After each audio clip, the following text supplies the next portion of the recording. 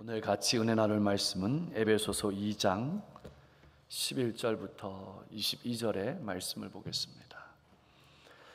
제가 가진 성경은 311면 부근에 있습니다.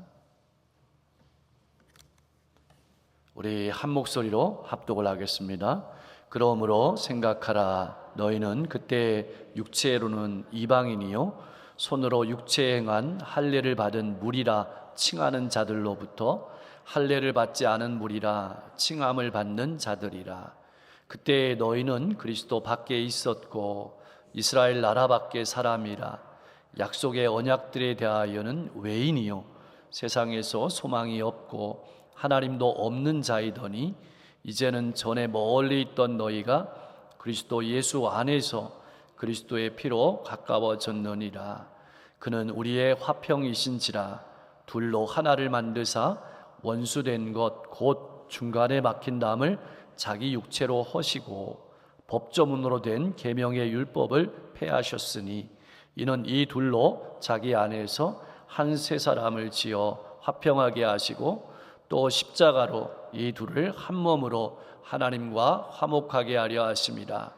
원수된 것을 십자가로 소멸하시고 또 오셔서 먼 데 있는 너희에게 평안을 전하시고 가까운 데 있는 자들에게 평안을 전하셨으니 이는 그로 말미암아 우리 둘이 한 성령 안에서 하나님께 나아감을 얻게 하려 하심이라. 그러므로 이제부터 너희는 외인도 아니요 나그네도 아니요 오직 성도들과 동일한 시민이요 하나님의 권속이라. 너희는 사도들과 선지자들의 터 위에 세우심을 입은 자라. 그리스도 예수께서 친히 모퉁이 돌이 되셨느니라. 그의 안에서 건물마다 서로 연결하여 주 안에서 성전이 되어 가고 너희도 성령 안에서 하나님이 거하실 초소가 되기 위하여 그리스도 예수 안에서 함께 지어져 가느니라. 아멘.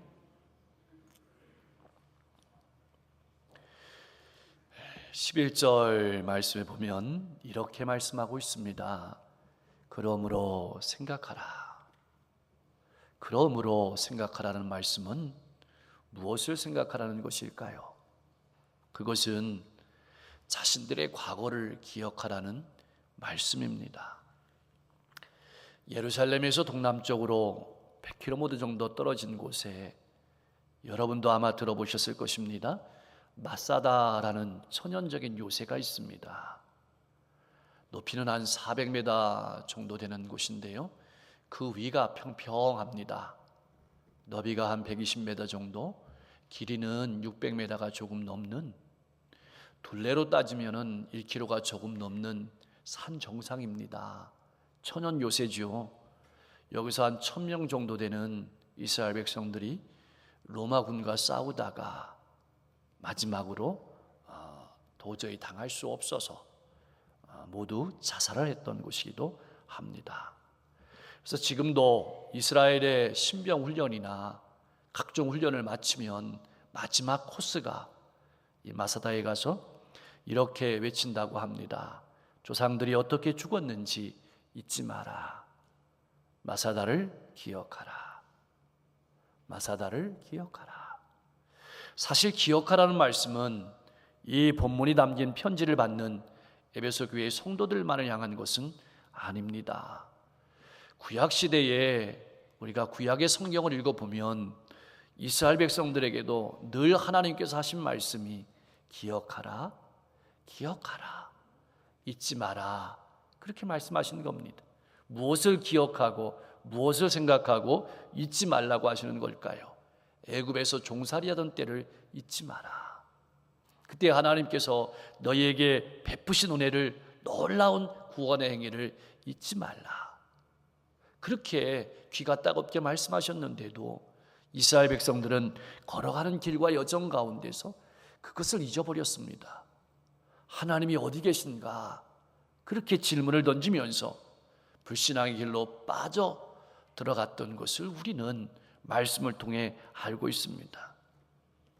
에베소 교회의 이방인 성도들에게 자신들의 어둡고 절망적이었던 과거를 기억하라고 요청하고 명령하는 장면이 오늘 이 본문의 말씀이고, 그것은 오늘 우리를 향한 명령의 말씀이기도 한 겁니다.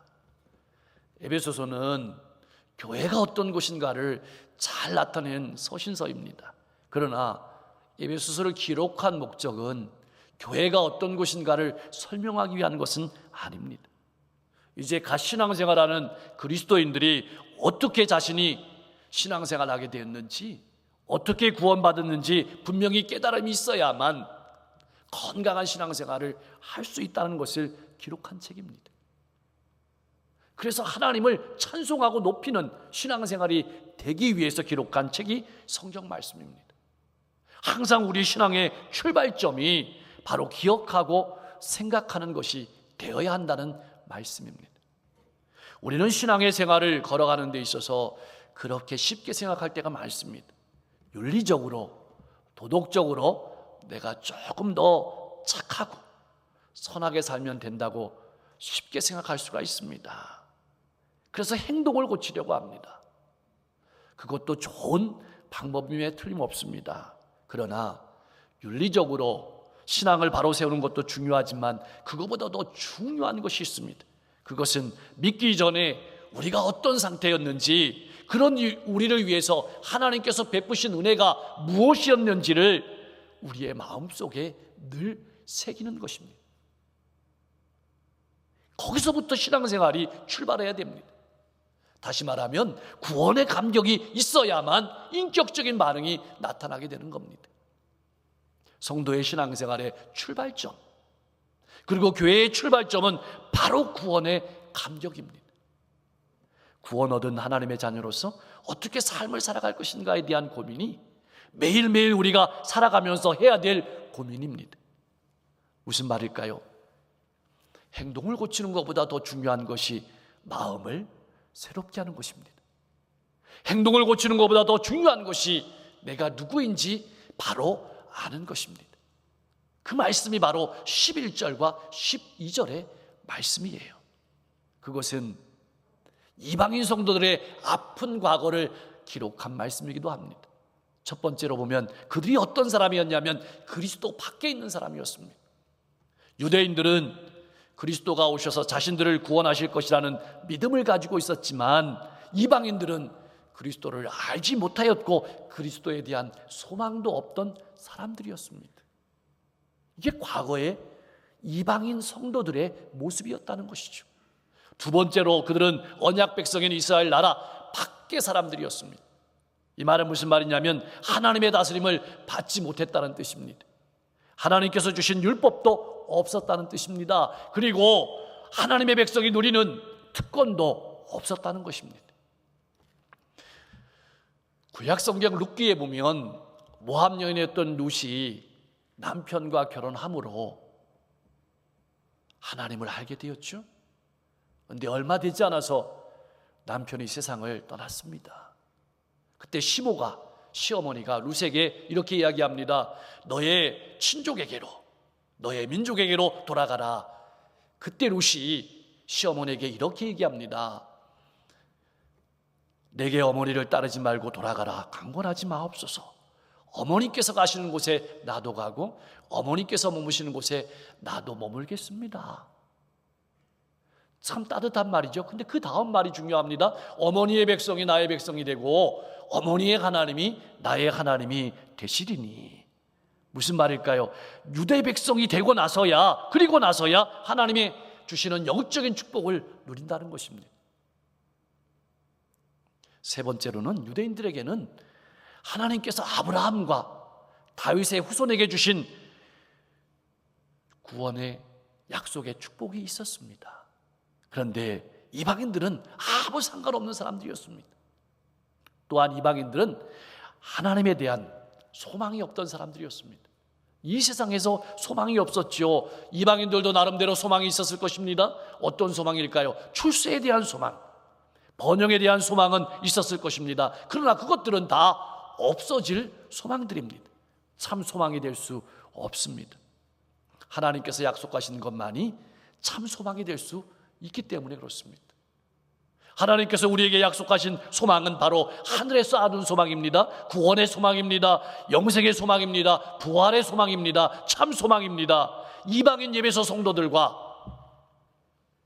오늘 우리 모두 이런 사람들이었다고 성경은 말하고 있는 겁니다. 이것을 기억하라.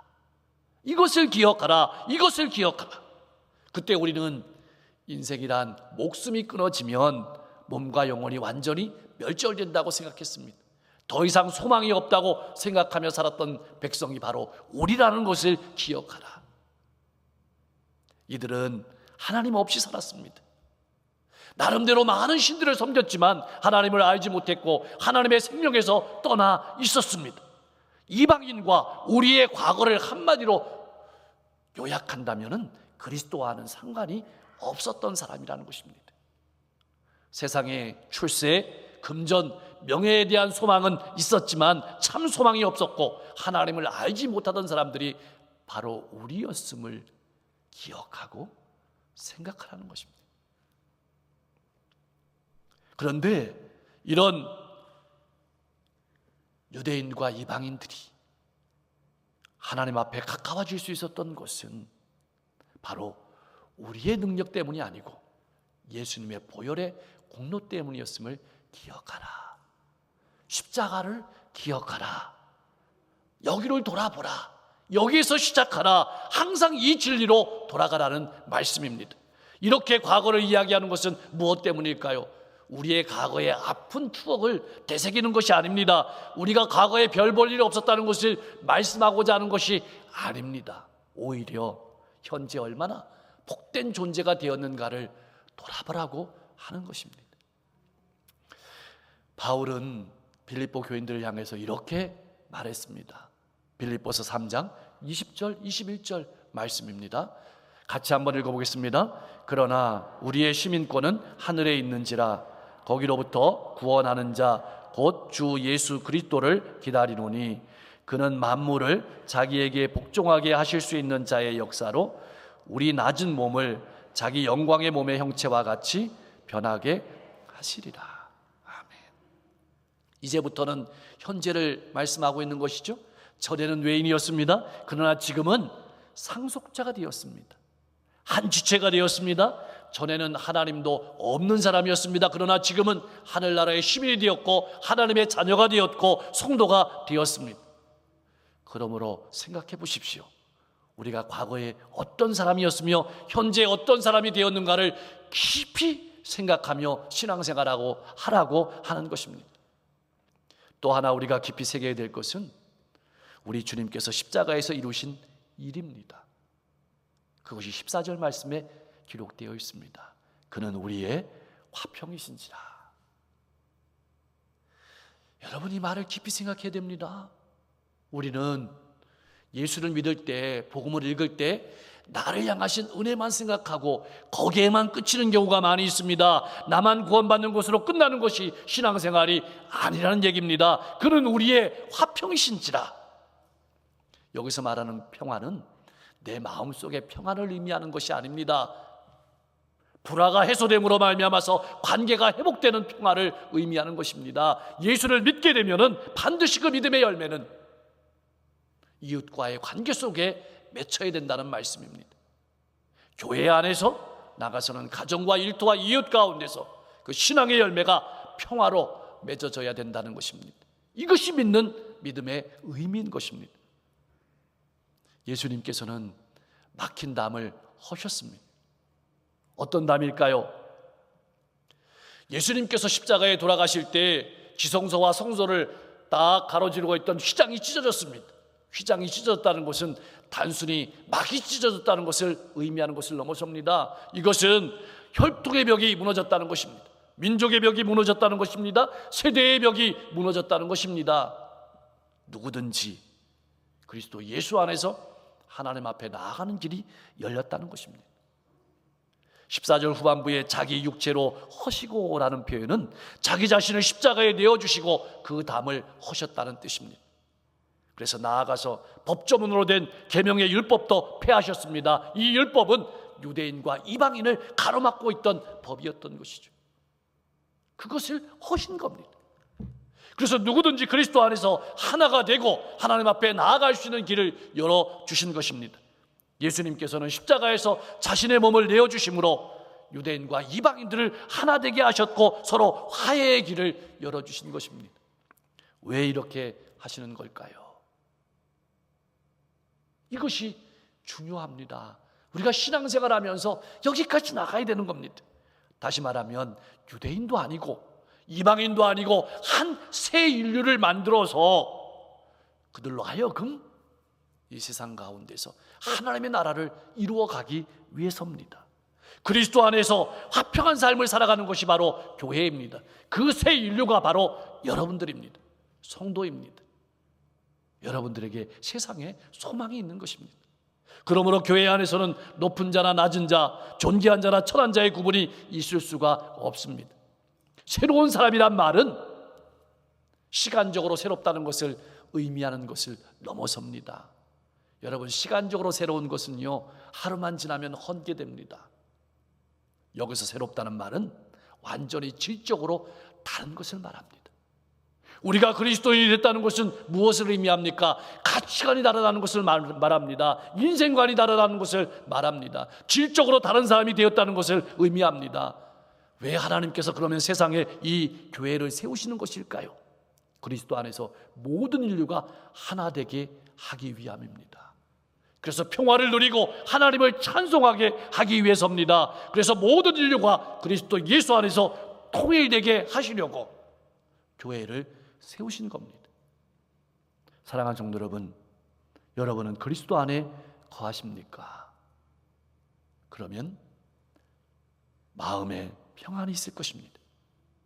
삶의 소망이 있을 것입니다. 하나님과도 하나 되게 될 것입니다. 그러나 우리가 그리스도 안에 거하지 않으면 마음의 평안을 잃을 것입니다. 삶의 소망이 흐려질 것입니다. 신앙이 혼탁해지게 될 것입니다. 그러므로 우리가 신앙의 삶을 살아가면서 늘 점검해야 될 것은 우리의 삶의 한 부분이 아닙니다. 내 삶의 행동을 조금씩 바꿔나가는 것도 중요한 부분이지만 우리는 항상 신앙을 함에 있어서 점검해야 될 것은 근본적인 자리로 돌아가는 것입니다. 끊임없이 십자가의 자리로 돌아가는 것입니다. 내 과거를 돌아보고 내 현재를 바라보는 사람만이 미래를 향해서 나아갈 수 있는 것입니다. 교회란 어떤 곳일까요? 이거보다 더 중요한 것이 교회는 어떤 존재가 어떤 곳이 되어야 하는 것일까요? 교회는 주님의 십자가의 보혈로 하나 된 사람들이 모인 곳입니다. 그래서 과거에 원수되었던 사람들조차 예수님의 십자가의 보혈의 공로를 통해서 하나가 되는 것을 경험하는 것입니다. 한 성령 안에서 하나가 되는 것이 교회입니다.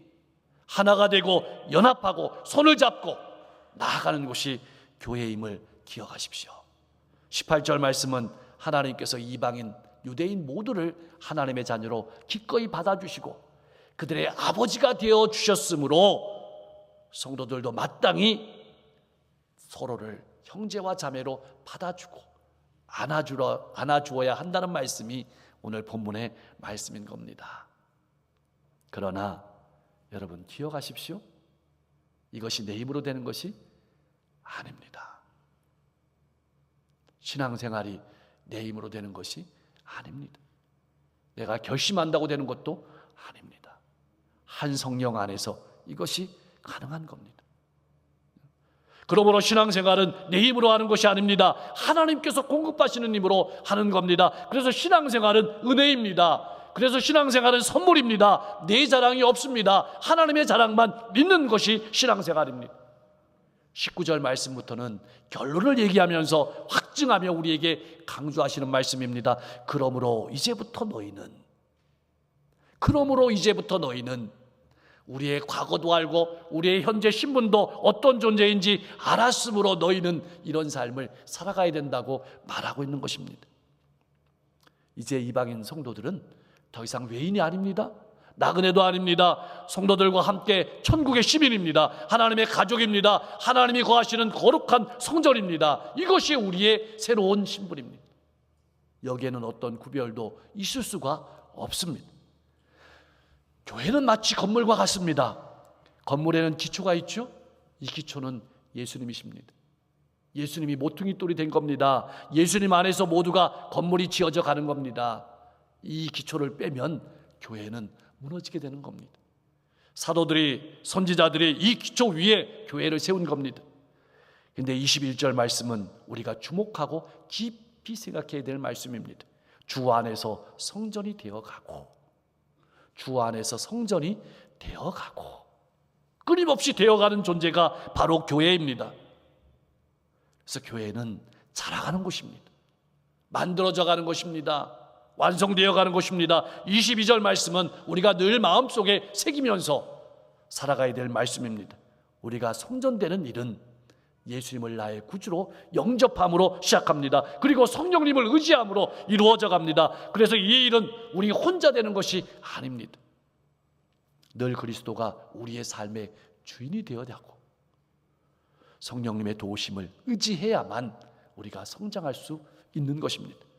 사랑하는 성도 여러분, 오늘 이 에베소 교회의 이방인 성도들의 모습이 바로 우리의 모습을 나타냅니다. 늘 우리가 신앙의 삶을 걸어가면서 기억해야 될 것은 믿기 전에 우리가 어떤 존재인지 기억하고 또 기억하고 또 기억해야 됩니다. 그것은 과거를 돌아보기 위해서가 아니고 앞으로 나아가기 위해서 그렇습니다. 여러분, 하나님을 떠난 인간은 마음이 공허합니다. 인생이 공허합니다. 그 허무함을 달래기 위해서 살아갑니다. 그 마음의 빈자리를 무엇으로 채우려고 부단히 노력합니다. 어떤 사람은 원하는 물질을 소유하면 행복해질 것으로 생각하고 물질을 채우는 데 인생의 시간을 씁니다. 어떤 사람은 학문으로 자기의 가슴을 채우면 행복해질 것으로 생각하고 학문을 채우는 데 인생의 시간을 소비합니다. 어떤 사람은 재능을 많이 가지고 있으면 행복해질 것이라고 생각하고 거기에다가 시간과 물질을 쏟아붓고 살아가는 사람들도 많이 있습니다. 어떤 분들은 즐겁게 살면 될 것으로 생각하고 인생의 시간을 허비하는 분들도 있습니다. 그러나 우리가 아무리 많은 수명을 누리고 재능을 가지고 쾌락을 따르고 물질을 가지고 학문을 가지고 살아간다 할지라도 하나님 없는 세상은 그 세월의 자랑은 눈물과 수고와 한숨뿐이고 그것도 신속기간이 우리의 인생이 날아간다고 시편 기자는 우리에게 말씀하고 있습니다. 하나님을 떠난 인생에 소망이 없는 것은 모든 것이 죽음으로 끝나버리기 때문에 그렇습니다. 그러나 여러분 꼭 기억하십시오. 인생의 문제는, 인간의 문제는 피한다고, 잊는다고 사라지는 것이 아닙니다. 인간의 문제는 과거의 모습을 정확하게 인식하는 것에서부터 시작합니다. 우리가 겪는 문제는 하나님과의 관계를 바르게 함으로 앞을 향해서 나아가게 되어 있는 것입니다. 하나님도 없고 소망도 없던 인생의 비극은 그리스도 예수 안에서 자신이 누구인지 깨닫는 것에서부터 시작하고 주님의 보혈로 하나님 앞에 나아감으로 말미암아서 바뀌게 되어지는 것입니다. 그러므로 여러분 인생의 문제를 가지고 주님 앞에 나아가십시오. 십자가 앞에 나아가십시오. 보혈로 깨끗하게 씻으십시오. 그러면 여러분의 인생이 변하고 인생을 바라보는 눈도 바르게 될 것입니다. 내가 어떤 존재인지 다시 확인하고 현재 내가 어떤 존재가 되었는지 하나님 앞에 감사하고 난 후에야 미래를 향해서 힘있게 나아가는 길이 열린다고 성경은 우리에게 권면하고 있는 것입니다. 그럼 우리가 나가야 될, 우리 교회가 나가야 될 미래는 어떤 미래일까요? 분열과 갈등이 지배하던 예수 성품을 벗어버리고 마음을 새롭게 함으로 변화를 받아서 화해와 화합과 연합을 향해서 나아가는 겁니다. 교회를 세우고 그 교회를 통해서 하나님의 영광을 드러내고 영광을 찬미하는 것이 저와 여러분들이 해야 될 일입니다. 가장 중요한 것은 교회를 회복하는 열쇠가 그리스도임을 잊지 마십시오. 십자가임을 잊지 마십시오. 주님의 보혈임을 잊지 마십시오. 왜 하나님께서는 새 하늘과 새 땅을 완성하기 전에 교회를 먼저 세우시고 이 땅에 거하게 하시는 것일까요? 그것이 바로 하나님의 은혜의 영광을 찬미하게 하고 교회 안에서 하나 되고 화합한 모습을 세상 사람들이 보게 하고 그로 말미암아서 하나님의 나라를 확장해 가기 위해서 그렇습니다. 여러분들이 바로 그 주인공들입니다. 이 시대의 아픔은 건강하지 못한 교회가 아픔입니다. 건강한 교회를 회복하는 길은 성경에서 말씀하는 교회로 돌아가는 겁니다. 십자가로 돌아가고 보혈로 돌아가는 겁니다. 그리고 하늘나라의 시민으로 하나님의 성전을 지어가는, 하나님께서 우리를 통해서 이루실 놀라운 일을 바라보며 믿음으로 걸어가는 것이 우리가 해야 될 일입니다. 그렇게 이번 한 주도 살아가시다가 하나님의 놀라운 역사를 이 땅 가운데 드러내고 하나님의 자녀로 화평하게 하는 복된 사명을 감당하며 살아가는 복된 여러분과 제가 될 수 있기를 주님의 이름으로 간절히 축원합니다. 하나님, 오늘도 저희들 주님의 존으로 불러주셔서 감사합니다.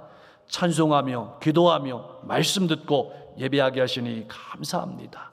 오늘 저희들 주님의 존으로 불러주신 것은 우리가 어떤 존재인지 잊지 않게 하시려고, 기억하며 생각하게 하시려고, 그리고 하나님의 은혜와 사랑을 기억하는 존재로 마음을 새롭게 하는 변화를 받아서 이 땅에서 하나님의 자녀로, 거룩한 백성으로, 하늘의 시민으로 우리가 어떤 존재인지를 드러내며 살아가게 하려고, 하나님의 영광을 찬송하게 하려고 우리를 이 자리에 불러주신 줄 믿습니다. 우리 모든 성도들이 그러한 성도로 행복한 삶을 살아가게 하옵소서. 우리 성도들이 모여서 건강한 교회를 이루게 도와주시고 우리 교회를 통해서 하나님의 나라가 확장되게 도와주옵소서. 이 지역을 향한 하나님의 놀라운 선교를 감당하는 교회가 되게 도와주시고 6만 교회, 이민족을 감당하는 교회가 되게 도와주시고 세계 열망을 바라보며 하나님의 소원을 품는 교회가 되게 도와주옵소서.